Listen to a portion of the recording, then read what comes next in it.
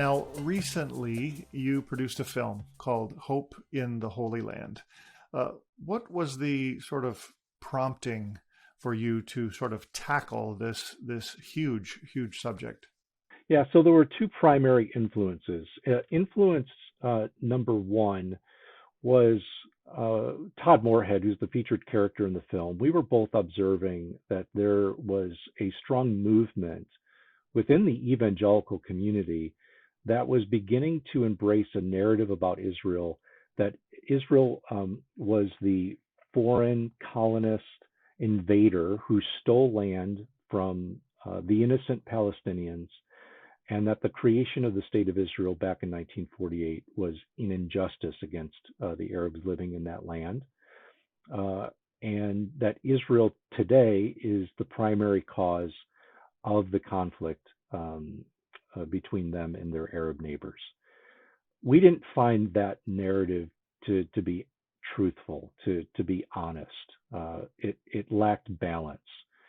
And there had been a couple of films that had been made that were really kind of pushing that narrative uh, to the evangelical community. And so we thought, well, let's create a film that's a response to that.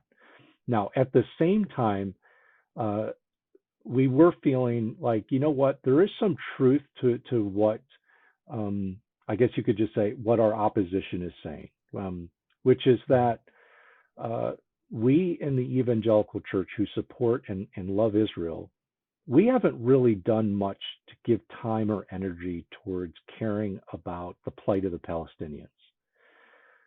And there was a guy at the church that I used to attend who said to me, he said, Justin, if your theology doesn't lead you to love your neighbor and your enemy, then something's probably wrong with your theology. And I knew in that moment that I had some soul work I needed to do in regards to my feelings, my attitudes towards the Palestinian people. Todd was getting similar challenges. You'll see it in the film.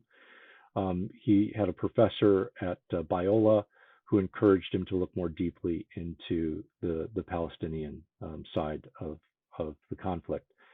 And so those two influences really motivated us to set out to make this film. And that was back in 2014.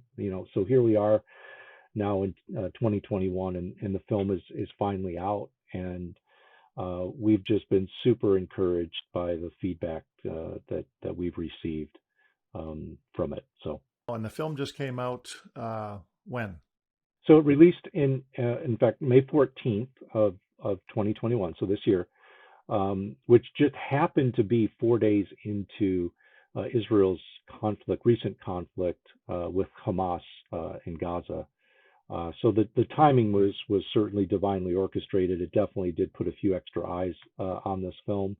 But what we do know is that this is a conflict that's not going to go away anytime soon. And so the film itself has got great relevance for anyone who wants to learn more about what's actually going on the ground.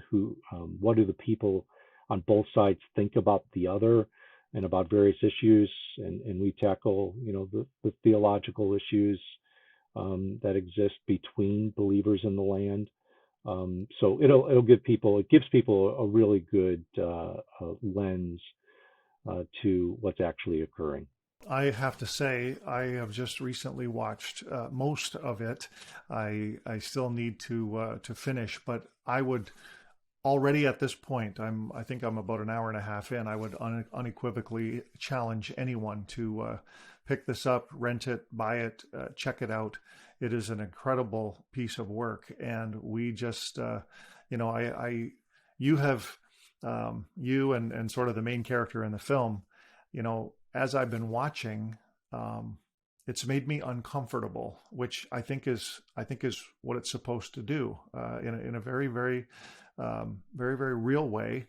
I would say that God is speaking through this film. He's using it, and so tell our viewers, tell our listeners how they can find out about it. What is your website? How can they get the film as well? Yeah, so the website is the same name as the film. So hopeintheholyland.com. And right there on our main page, you can see all of the various on-demand platforms that the film is available through, including Apple TV and Google Play and Vudu. If also for those who might be subscribers to what's known as the Netflix of Israel, called Izzy, Izzy, it is streaming on that platform. But anyone can get it and enjoy what you're going to watch, the journey that you'll go on with Todd.